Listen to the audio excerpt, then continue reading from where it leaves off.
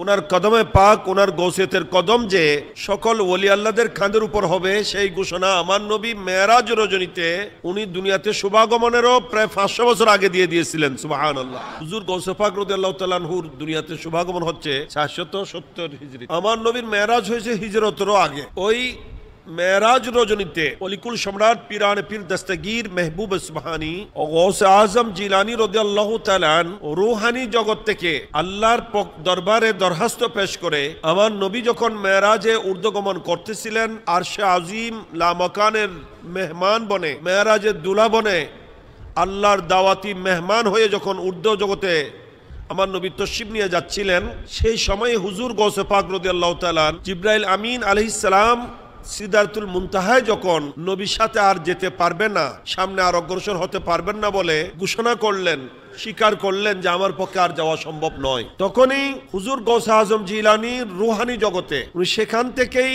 আল্লাহর দরবারে দরখাস্ত করলেন যে আল্লাহ, আপনার মেহবুব, আপনার হাবিব আজকে মেরাজের দুলা বনে আসতেছেন, সিদরাতুল মুনতাহা পর্যন্ত জিবরাইল আমিন আপনার নবীর খেদমত করেছেন, এখন জিবরাইল আমিন আলাইহিস সালাম অপরাগতা স্বীকার করেছে, আপনার নবী বন্ধু একা হয়ে গেছেন, আল্লাহ আমাকে অনুমতি দেন, আমি আজকে আপনার নবীর খেদমত করব, নবীর ঊর্ধ্বগমনে আমি নবীর বাহন হয়ে নবীর খেদমতের মধ্যে হাজির হব।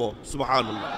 তাফসিরে রুহুল বায়ান শরীফের মধ্যে এই ঘটনা বর্ণিত হয়েছে। অনেকে এই সমস্ত ঘটনাকে অবাস্তব বলতে চায়, নাউজুবিল্লাহ। অথচ এই ঘটনা হুজুর খাজা গরিব নওয়াজ নিজেই উল্লেখ করেছেন। গৌসে পাকের শানে গরিব নওয়াজ যে মানকবত লিখেছেন তার মধ্যে উনি সেই কথা বর্ণনা দিয়েছেন। আল্লাহ পাক সুবহানাহু ওয়া তাআলা ওনার দরখাস্তকে মঞ্জুর করলেন এবং সেই সুযোগ করে দিলেন।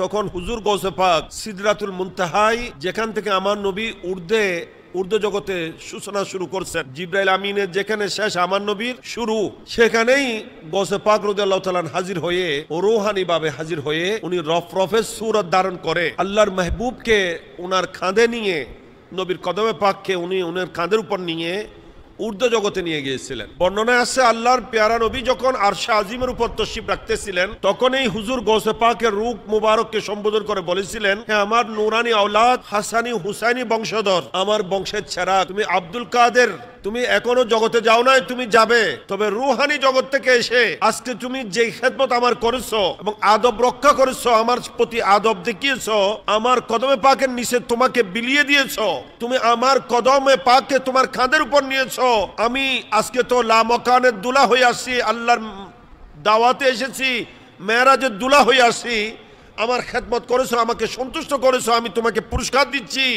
জেনে রাখো আজকে রাত আমার কদমে পাককে তুমি তোমার কাঁধে উপর নিয়েছো, আর কিয়ামত পর্যন্ত আমার সমস্ত উম্মতের কাঁধের উপর তোমার কদম হবে। সূচনা ওই দিন হয়েছে, ঘোষণা আল্লাহ নবীর পক্ষ থেকে, শুভ সংবাদ ওই দিন দেওয়া হয়েছে। এইটা জগতে এসে হুজুর গৌসে পাক আল্লাহর পক্ষ থেকে নির্দেশিত হয়ে বাগদাদে জামে মসজিদে দিয়েছিলেন যে কদমি হাজি আলা রাগবাতে কুল্লি ওয়ালিল্লাহ। এটা কসিদা শরীফের মধ্যে উনি বলছেন, হুজুর গৌসে পাক রাদিয়াল্লাহু তাআলা সেখানে উল্লেখ করেছেন, ওয়া আকদামি আলা উনুকির রিজালি, কদমুন এটার বহুবচন আকদাম, ওয়া আকদামি আমার কদম, আলা উনুকির রিজালি, আনাকুন এটার বহুবচন উনুক, আল্লাহর যত মেহবুব বান্দারা আছে, প্রিয় বান্দা আউলিয়া ইকরাম, তাদের গর্দনের উপর আমি আব্দুল কাদের জিলানীর কদমে পাক।